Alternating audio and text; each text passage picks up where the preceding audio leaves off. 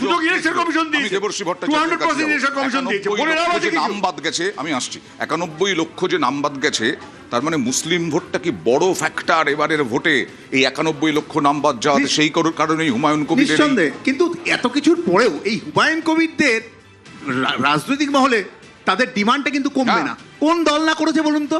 এক দলের এক সময় এমপি ছিল, তাকে গিয়ে মন্ত্রী করে দেওয়া হয়েছে, সেই দিন এই নীতি কথাগুলো আসেনি।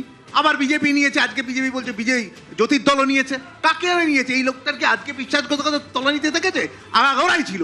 তবুও ভ্যালুলেস পলিটিক্সের পতাকাটা ওড়ানোর জন্য ভ্যালু বেস পলিটিক্সকে গলা টিপে মারা হচ্ছে।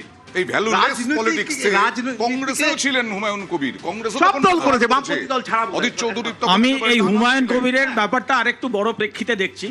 সেটা হচ্ছে পশ্চিমবঙ্গে আজকে একটা ইলেকশন হচ্ছে, আমাদের ভবিষ্যতে কি চাকরি হবে, চাকরি কত বিক্রি হয়েছে, আমাদের কি বলে শিক্ষা ব্যবস্থার কি অবস্থা, স্বাস্থ্য ব্যবস্থা এত খারাপ অবস্থা যে একজনকে সেবাশ্রয় করে বেড়াতে হচ্ছে, সেবাশ্রয় করে বেড়াতে হচ্ছে। আমরা কিন্তু কেন কাকে ভোট দেবো সেটা না ভেবে এমন একটা জায়গায় বাইনারি সেট করে ফেলেছেন দুজনে মিলে যে কারা ভোট দিতে পারবে সেটাই জানি না। 1 নম্বর। 2 নম্বর, আমরা মাছ নিয়ে বসে আলোচনা করছি। 3 নম্বর, আমরা আবার হিন্দু মুসলমানে ফিরে এসেছি। আমরা অ্যাকচুয়ালি ডেভেলপমেন্ট কিংবা ভিশন কিছু নিয়েই আলোচনা করছি না। দিনের পর দিন চ্যানেলে বসে আমরা আলোচনা করছি যেগুলো নিয়ে আমাদের সামনে দেখার কিছু নেই। হিন্দু মুসলমান, মাছ কিংবা হিন্দু মুসলমান কিংবা কে ভোট দিতে পারবে, বিজেপি মানুষ ভোট দিতে পারবে কিনা সেটাই জানি না। এই বাইনারিটা থেকে আমাদের বেরোতে হবে, সেইটাই এখন রাজনীতি বিশ্লেষকরা বলছে। আসছি, আমরা চাই আমাদের যে সংকল্প রয়েছে সেই সংকল্পে আপনারা দেখবেন, চোখটা খুলে দেখবেন, সেখানে আমরা বলেছি যে স্থায়ী যে শূন্যপদ সেগুলোতে আমরা নিয়োগ করব 6 মাসের মধ্যে। দ্বিতীয় বিষয়, প্রত্যেক বছর এসএসসি পরীক্ষা হবে, স্কুল সার্ভিস কমিশন, যেটা 10 কেন্দ্রীয় সরকার স্থায়ী পদে এখন নিয়োগ হয়নি কেন ভাই? বন্ধ ছিল। কেন্দ্রীয় সরকারের খালি স্থায়ী পদে এখন নিয়োগ হয়নি কেন ভাই? কেন্দ্রীয় সরকারের স্থায়ী পদে এখন নিয়োগ হয়নি কেন? এখানে যেখানে সরকার আছে, বিজ্ঞাপনে গিয়ে যেগুলো রোজগার মেলা হচ্ছে সেগুলোতে কেন চাকরি হয়? সেগুলোতেও চাকরি হয়। বাংলার মানুষ বাইরে যাবে না পরিযায়ী শ্রমিক হয়ে, বাংলার মানুষ এখানেই চাকরি করবে। সুতরাং আমরা 8000 কলকারখানা, যেটা অভাব রয়েছে এখানে 6 মাসের মধ্যে হয়ে যাবে। 6 মাসের মধ্যে সবকিছু হয়ে যাবে। আমরা বলেছি যে যতগুলো শূন্য পদ রয়েছে 6 মাসের ভিতরে আমরা পূরণ করব। কেন্দ্রীয় সরকারের বছরে 2 কোটি কেন্দ্রীয় সরকারের চাকরি কি হলো? ডবল ডবল চাকরি তো হলো না, কেন্দ্রীয় সরকারের চাকরি হয়। বছরে 2 কোটি কেন্দ্রীয় সরকারের চাকরির কি হলো? ভারত কেন চালু করতে দেওয়া হলো? আমরা আয়ুষ্মান ভারত কেন নরেন্দ্র মোদীর ছবি আয়ুষ্মান ভারতে থাকবে, যেখানে রাজ্য সরকার 40% টাকা দেবে? আপনার হাতে স্মার্টফোন আছে, আপনি আয়ুষ্মান ভারত পাবেন না। হাতে স্মার্টফোন থাকলে আয়ুষ্মান পাবেন না, সেটা জানেন না? আমার একটা প্রশ্ন হচ্ছে, রাজনীতির লোকেরা কি এখনো বলতে পারে হুমায়ুন কবির বা এই ধরনের লোকেদের আর তারা তাদের রাজনৈতিক দলে দেবেন না?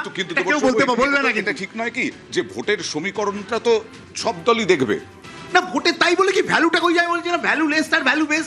ভ্যালুটাকে তুলে দিয়ে রাজনীতিটাকে শুধু এই হুমায়ুন কবিরদের ভিড়ে রাজনীতি ঠিক করবে? এই ভারতবর্ষটা কি আমরা ভবিষ্যৎ প্রজন্মের জন্য রেখে যাব? সেই প্রশ্নটা সব রাজনৈতিক দলকে ভাবতে হবে না? হুমায়ুন কবিরকে নিয়ে কি দু দলই খুব মানে অসুবিধার মধ্যে আছেন? সেই কারণে ডেভেলপমেন্ট নিয়ে কথা বলতে হচ্ছে। হুমায়ুন কবিরকে নিয়ে হুমায়ুন কবিরকে নিয়ে আমরা কোনো অসুবিধার মধ্যে নেই।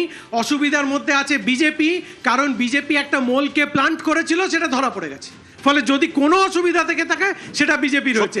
আমাদের শুরুতেও কোনো অসুবিধা ছিল না, আজও কোনো অসুবিধা নেই। আমি বলছি যাহা তৃণমূল তাই হুমায়ুন।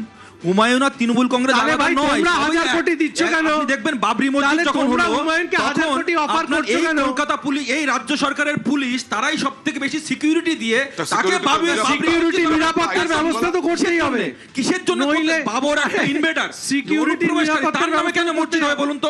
1000 একটা মসজিদ হোক আমরা চাই, কিন্তু একটা অনুপ্রবেশকারীর নামে কেন? তার মানে কি হো চি মিনের নামে রাস্তা হতে পারে না? বাবর ইনভেডার, হো চি মিনের নামে রাস্তা হতে পারে না? কি বলছো? সে কি ইনভেডার? হোচিমিন কোথায়? হোচিমিন কি ইনভেডার? যে ইনভেডারের নামে আমরা হতে দেব না ভাই। একদম স্পষ্ট বার্তা, স্পষ্ট ভাষায় বলতে চাই। তার মানে যদি বিজেপি ক্ষমতায় আসে, অনেক বাবরের নামে কোনো মসজিদ হবে না।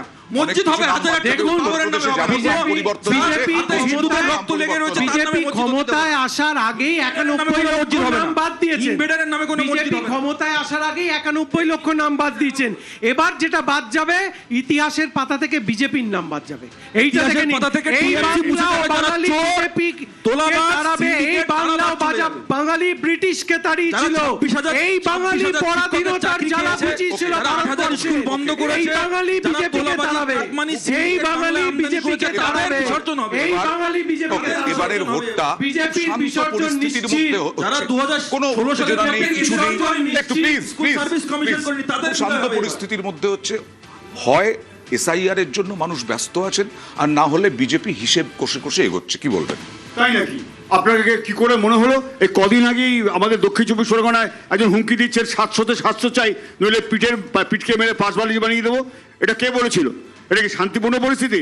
700-তে 700 চাই, সমস্ত বিরোধী শূন্য হতে হবে। আমরা কিন্তু হিসেব করে নেবো, সিসিটিভি থাকবে, আমরা মিলিয়ে নেব, ফোন রেকর্ড থাকবে। এগুলো কি শান্তিপূর্ণ পরিস্থিতি নাকি? একদম পরিষ্কার কথা। আমি যে জেলা থেকে রাজনীতি করি, কিন্তু সেই নির্বাচন এক সেকেন্ড করুন, আমাকে শেষ করতে দিন। না না, আমি এখানে- বলছি নির্বাচন কমিশন এত কড়া, তার কোথায় করা? আমি তো প্রথম থেকে বলে আসছি, আমি সমস্ত চ্যানেলে গিয়ে বলছি, এই পাঞ্জাবি পরে আমার দেখবেন 2.5 লক্ষ সোশ্যাল মিডিয়াতে জওয়ান, ভিডিও আছে। 2.5 আমি লক্ষ বলছিলাম জওয়ান যে কোথায় এই পাবে? অপদার্থ নির্বাচন কমিশন ঠিক করে ভোট করাতে পারবে না। ওই যেভাবে আগে ডায়মন্ড হারবার লোকসভা নির্বাচনে কার্যতভাবে ভোট হয়নি, ভোট দিতে পারে না, ওখানে রেকর্ড ভোটে যিনি Okay. যেতেন তিনি এসআইআর নিয়ে কথাবার্তা বলছেন না। এত অদ্ভুত 2.5 ব্যাপার লক্ষ এগুলো। জওয়ান মোতায়েন হবে, এসআইআর নিয়ে জওয়ান মোতায়েন হবেন, CCTV তৃণমূলের কোনো থাকবে, সই নেই এসআইআর এর মধ্যে। এর আগেও দেখেছি এরপরেও হবে না প্রচুর শান্তিপূর্ণ? জওয়ান মোতায়েন হয়েছিল, তা সত্ত্বেও প্রচুর খুনোখুনি হয়েছে। এখন যেটা দেখার এই বছরে কি হয়, লোকসভায় এখনো- কিন্তু হয়নি সেরকম। না, এই বছর আমি আপনার কথা মানছি এখনো অবধি, কারণ আপনি যেটা বলেছেন 1 নম্বর হচ্ছে বিজেপি হিসেব করে এগোচ্ছে, 2 নম্বর এখনো মমতা ব্যানার্জি এবং বিজেপির মধ্যে যে সমঝোতা, বিজেপি এখনো পুরোপুরি ঠিক করতে পারেনি মমতা ব্যানার্জিকে সরাবার মতো সময় হয়েছে কিনা। যেরম ভাবে